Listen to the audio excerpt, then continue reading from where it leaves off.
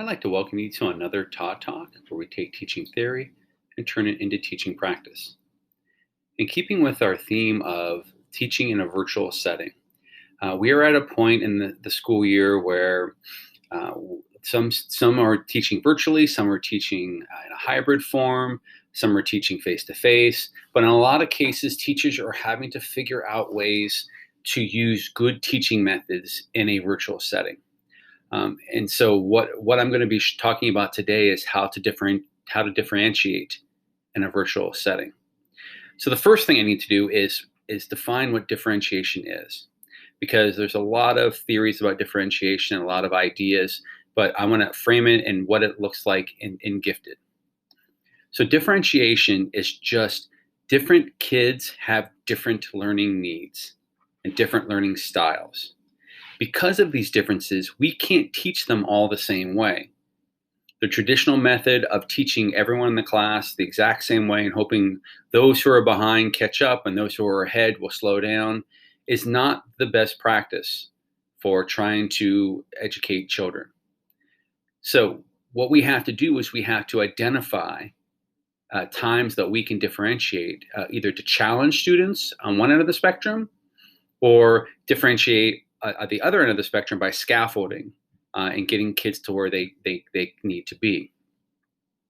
In the gifted world, what differentiation looks like is giving kids options, giving them different questions, giving them different assignments, all those things that are going to challenge the student where they're at. Because there are some gifted students that will come to you that have a vast array of knowledge or background information, and what you're planning on teaching them is just going to be review.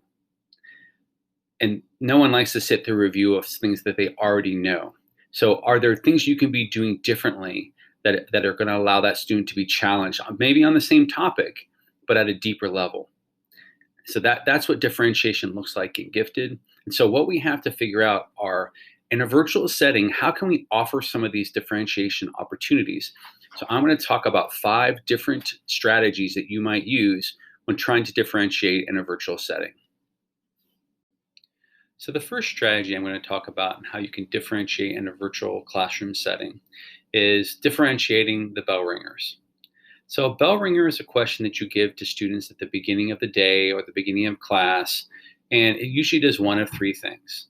The first thing it does is it introduces new material, or kind of gives kids a flavor for what they're going to be doing, either this class or coming up classes or whatever.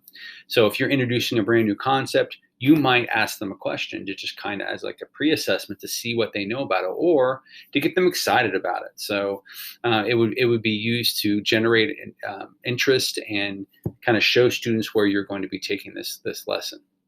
The second reason why you use a bell ringer is for review. So say kids have been working on something for the past couple of days and you want to check for understanding, or you just want to make sure that they aren't forgetting what it is that they're learning, then you might have a bell ringer that acts as review. So when they're taking that, they're showing you, yes, I continue to understand this, even though we've been working on it for several days. The final thing that a bell ringer might do is be kind of like a check for understanding. So in other words, you may have moved on from something and then you kind of want to revisit it. You want to make sure that students still have it. So this is just kind of a check for understanding. And that can be in a pre-assessment form too. Like, do kids understand what it is that you're going to be learning about? But what this might look like in a differentiated classroom is you would give kids different bell ringers depending upon what you know about them, what their capabilities are, and what they've showed you they're capable of. So for example, let's say that you're trying to teach multiplication to students. So if you have kids that are just getting the concept of multiplication, it's being introduced to them for the very first time, your bell ringer might be a simple 1-digit multiplication problem. 8 times 8 is what? And you're just trying to get them to the idea of what multiplication looks like, or 2 times 3, or something like that. If students have shown that they get multiplication already, you might want to give them a bell ringer that has a multi-digit multiplication, so 24 times 17, and have them work on that. In this way, they're putting into practice what they already know, but it's kind of pushing them to the next level. The third student differentiation, what it might look like is you give them a multiplication word problem where they're having to take information out of the problem and some of it they need, some of it they don't, and they're going to have to use this information of the word problem to construct their own multiplication problem. And this multiplication problem should be, multi-digit or more complex than just a simple multiplication problem. But this is then getting students to kind of think outside the box a little bit, not just the straightforwardness of the multiplication, but how you would use that in the real world, what that would look like in a situation, and so on and so forth. So what this might look like in a virtual classroom is you have three different Bellringers that you assign to kids. You could go to Google Classroom and you can push that out to the appropriate kids. Maybe you use a pre-assessment to determine who's ready for what, or maybe you just know what the math ability of your students is. But what you do is you give them different Bellringers. And then what you're doing is that you're meeting them where they're at and where they're capable of going. And this is going to challenge kids who are ready to be challenged. It's going to allow kids who need a little more time to work on that. And even though three different sets of kids are working on three different sets of problems, those problems are specifically meeting the needs of those students. And it may be more than three. You may have to differentiate 5 different ways depending upon what you're doing.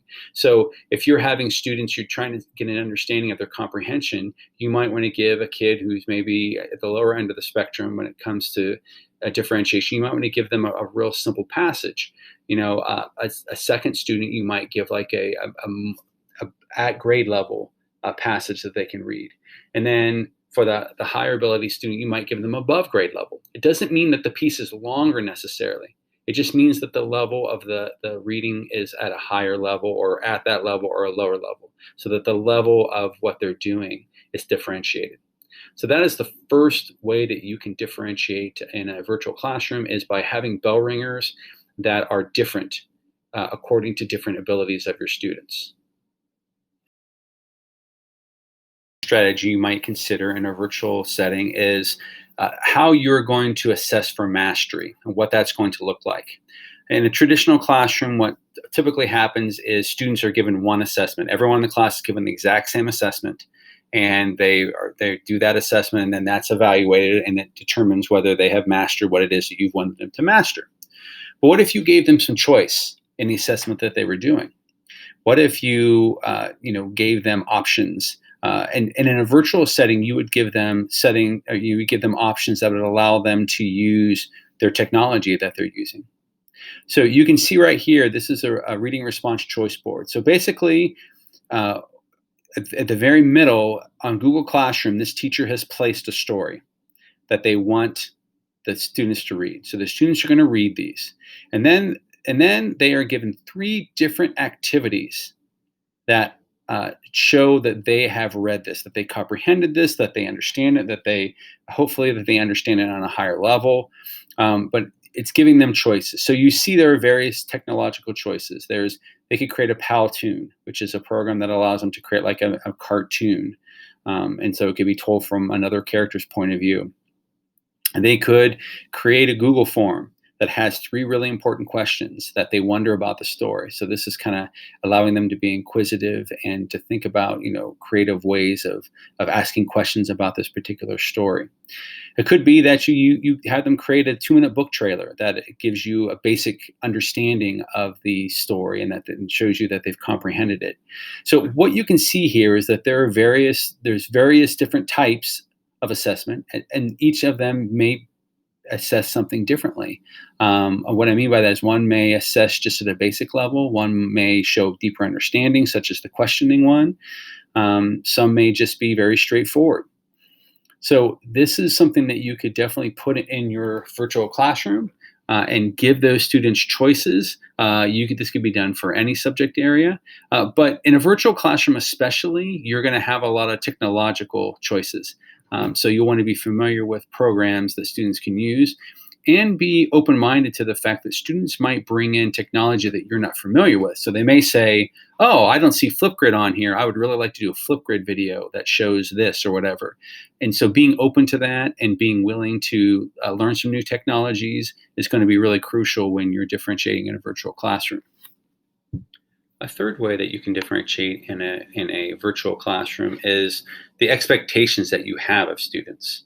So what I mean by that is when you're assessing for mastery or you're assessing for understanding, are you are your expectations different according to different students? I'm not saying to penalize some students for one thing that you're not penalizing someone for another one. What I am saying is offering students the opportunity or the choice to go above and beyond. And so what you can do is you can set up your rubrics to show this. So here's an example of one rubric here where this is called a single item rubric, where it has just the mastery level.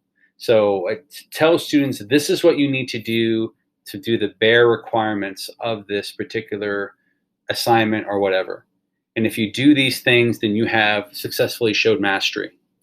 However, if you are able to go above and beyond that, then you might want to push past just showing mastery and see if you can add. So it gives you a blank space where it says shows initiative. And this is for kids who are going above and beyond. So maybe they just didn't, when it says like turned in all materials by the deadline and pace self well, getting a little done every day. Showing initiative with their time management might be that they are not only they're getting done early and then adding on other work that they can add to make it better. That would be showing initiative. And then, of course, for the student who maybe is not where they need to be quite yet to determine mastery, you have a way that you can show progress. So as the teacher, you would put notes in this showing initiative part or the showing progress part if a student falls into that. And that would be written feedback for them. And then you would also want to go over it with them so that they understand where they fell on that particular rubric. Here's a second type of rubric. And this is on taking notes. And so what you have here is kind of the same, similar thing, but it defines what above and beyond means. So you have your mastered link or mastered category, you still need some work, and then you're above and beyond. So it says, look, if you've mastered it, your handwriting is legible to where you can read almost anything. If you've gone above and beyond, the handwriting is legible where you can read everything. There's no mistaking something. And so that's kind of above and beyond. Same thing, it has that for organization and content as well. So the expectations are, and just throwing those expectations out there that students realize, hey, I don't just need to stop at point B. I can go to point C, point D, point E, and so on and so forth. And that the teacher has this expectation, is giving me the space in the room in order to meet this expectation. Some students will take you up on this. Some won't. But as the teacher, you also want to encourage some kids who maybe you feel can go above and beyond to try that, to attempt that. It's that whole teaching our students to fail. So teaching students to go for above and beyond. If they don't make it, they're still okay because they're in the mastered part and they've done what was been required of them. And by failing, they don't fail. By failing, they just don't deliver above and beyond of what was expected. You would post these rubrics in your LMS, in your virtual setting before students start an assignment so that they understand that here are the expectations of the bare minimum of what I'm expecting.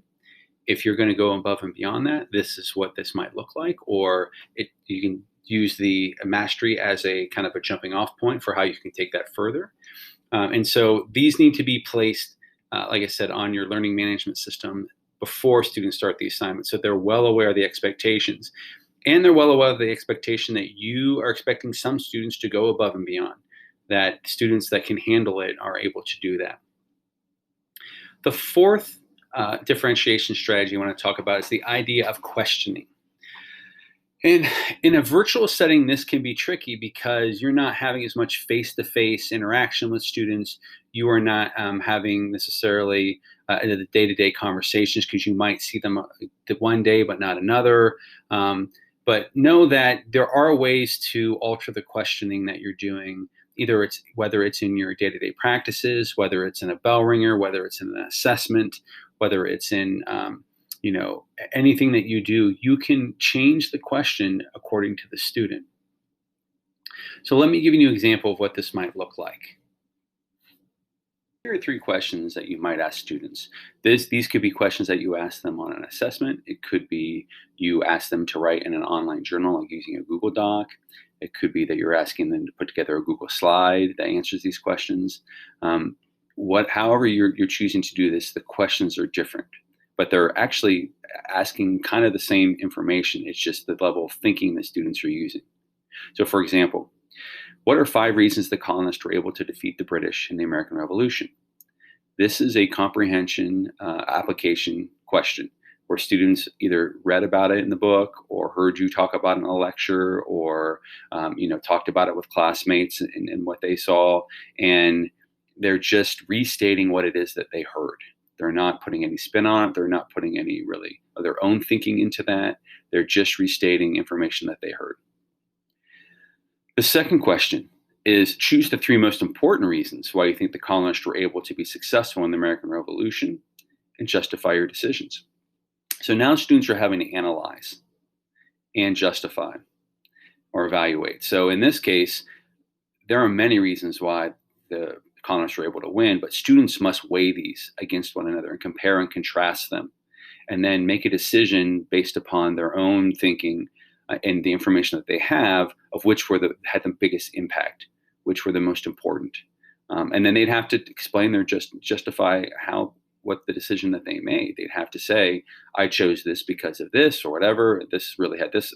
And so kids are taking the same information of reasons why the colonists beat the British, but they're kind of putting their own thinking into it, and they're taking it to the next level and ranking these in order of importance.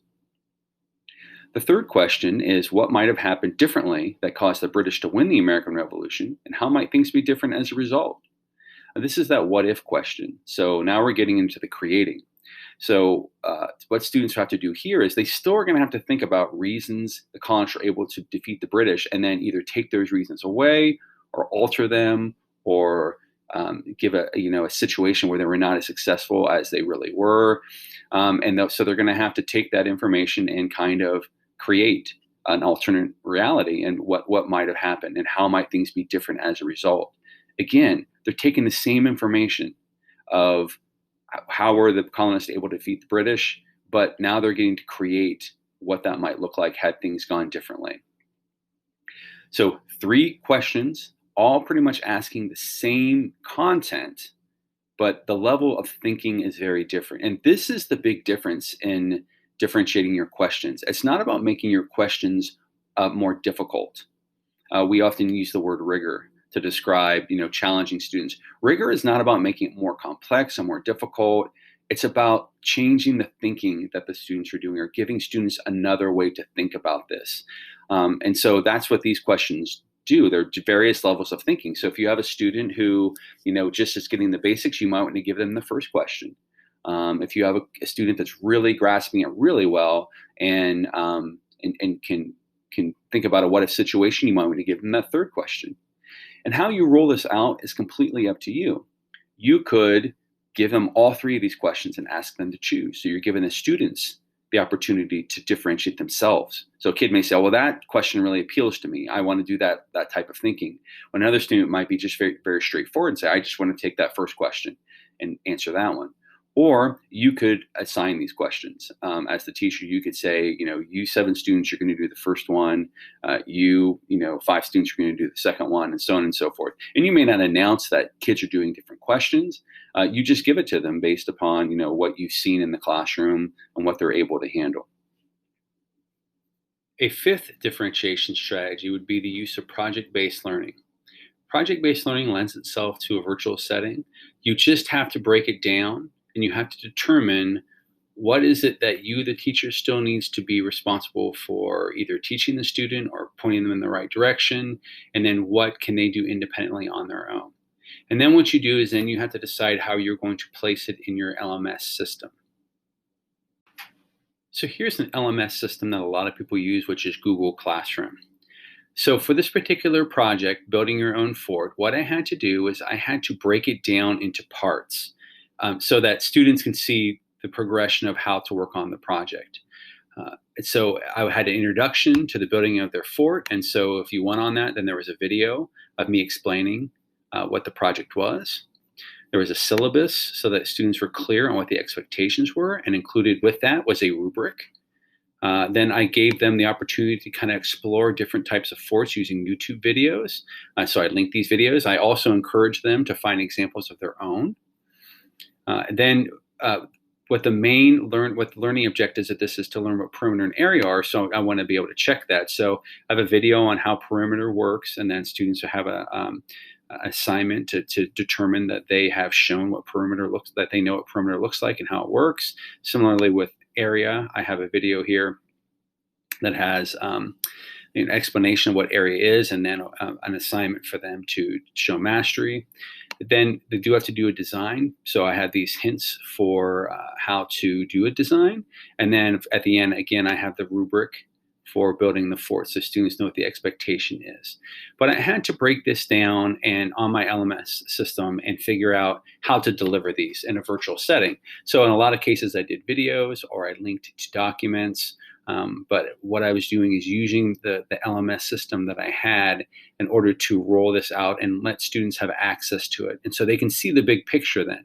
So what happens with some students is when you work on projects especially, is they can't see the big picture. They only see what's immediately in front of them. So this gives them a clear progression of what they're going to be going through. The question becomes then, how is project-based learning differentiated? Well, the nice thing about project-based learning is it sort of differentiates itself. So if you set up the project correctly, students should be able to enter at whatever level they are currently at. So for example, if you have a student that's just getting the basics of something, they can enter the project at that point and then take it as far as they're able to take it. And they're certainly not going to get as far as maybe someone who enters the project having a bit of background information about it, and they're starting there and they're moving from that point. So the differentiation comes in that the students can start at different places, and more importantly, they can end up at different places to show mastery. So one student may just show basic mastery, student may be able to show above and beyond that, or going much deeper, or going to places that you hadn't intended for them to go, which are really neat places for them to explore.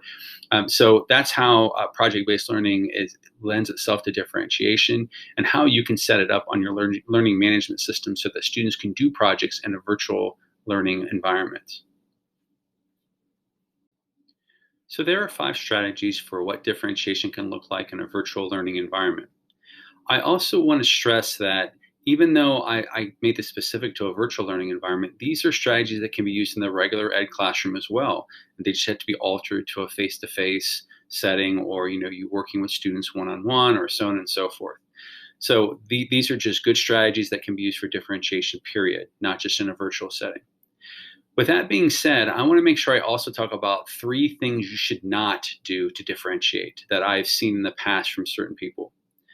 The first one is more work. A lot of times what happens is gifted students will finish their work early, or a high ability kid or a motivated kid will finish their work early, and the reward is more work. And what you're doing there is you're punishing that student for their ability. You're punishing them for getting done early by giving them even more work. And so what a kid will do very quickly is they will figure out, if I slow down and work at the pace as everyone else, I'm not going to get extra work. So that's what I'm going to start doing. So you need to make sure that you're not just giving them more work. It should be different work. So if you give students 15 math problems to work on, and that gifted kid nails the first 5 right away, then stop them right there. Don't make them do the other 10 that are more of the same. Give them 10 different problems that are going to take it to the next level. So maybe it is another step in what it is that they're learning. Or maybe you're asking them to create something. But the idea here is that you are not just giving them more work, you're getting them different work, which is the root of differentiation, is different. The second thing that you should not do is just add volume to something, or extend, or change the deadline because someone is you're trying to differentiate for someone. So let me tell you what this looks like. So for example, you might say to a student who is basic, you might want to say, you only have to read 10 pages of this. For the gifted students, you have to read 20 pages of this. So again, you're just giving them more. It's not the same. What you might want to do instead to differentiate is maybe give those students different books at different levels, reading levels. It's the same amount of volume, but the understanding that they have to have is going to be very different. Another one I've seen is the deadline. So what they'll do is they'll say, okay, if you are a regular ed student, your paper is due on Wednesday. If you're one of the honor students or gifted students, your paper is going to be due Monday. Other than that, nothing has changed about the assignments, only the deadline. So that, again, you're punishing students for being gifted or being high ability students, and we don't want to do that. We want to get out of the habit of punishing them for their gifts. So make sure that you're not just giving them more volume or giving them an earlier deadline. Those are not good differentiation tools. So you would not want to do this. The third no-no in differentiation, and it can be really tempting in a virtual setting, is just to put work on and expect the gifted students, just to do that work without any support. I think a lot of times what happens is we're like, whether they're gifted kids, they can handle it. I've got much bigger problems to worry about down here. Oftentimes teachers are forced to make decisions and triaging where the biggest problems are, and they're going and solving those problems. And so the gifted kids are just left alone. Now, sometimes there are cases where you want to leave them alone and not micromanage them, but at the same time, you don't want to ignore them. You have to make sure that you are giving them some attention, that you're making that connection with them. So in a virtual setting, what you want to make sure you do is you're checking in with those students from time to time and having conversations. It can be something as simple as an email. It could be having office hours, and they can come to a Google Meet or a Zoom meeting. You can talk with them, but just to kind of see where they're at, and then the main goal is to push them to that next level, because some students don't know how to do that themselves necessarily. And so, can you take that gifted student who is doing the bare minimum and get them to those to consider those other choices where they're going to be thinking, at a higher level, or they're going to be doing work that is more challenging, and it's going to be really forcing them or helping them to grow as learners rather than just stagnant because they're just doing the status quo. So the final question becomes, where do you get this information in order to make decisions about differentiation? One thing you don't want to do is just assume they're gifted, I'm going to differentiate them at the higher levels. Or at the other end, they're special ed, so I'm going to give them the most simple. I mean, there are special ed students that can handle those questions better than a gifted student, and other way around as well. So you have to take information in and then make decision as a teacher. And there are three places where you can find this information. One is in the data. So this might be, if they're doing a diagnostic test online, you get information from that, or you give them a pre-assessment, or, things of that nature where there's actual hardcore data that you can look at that gives you an indication of what the student's ability level is. And then taking them above or meeting them there and then taking them above what that level is. So using data would be the first source of information. The second source of information would be past performance. So this is not just past performance in your class. This can be past performance in other classes as well, or in other years. So, just having conversations with those teachers and, how did they handle this? How did they do this? And trying to get a feel for how students, in the past have, how they've behaved or how they've performed. And this will give you an idea that this student can really handle independence because they've shown that in the past. So I'm going to give them an independent project to work on here and check in with them occasionally. This student has not shown responsibility in their past performances. So maybe I need to have scaffolds in there where I'm checking with them a little more frequently. And so that past performance can give you information on how you can differentiate.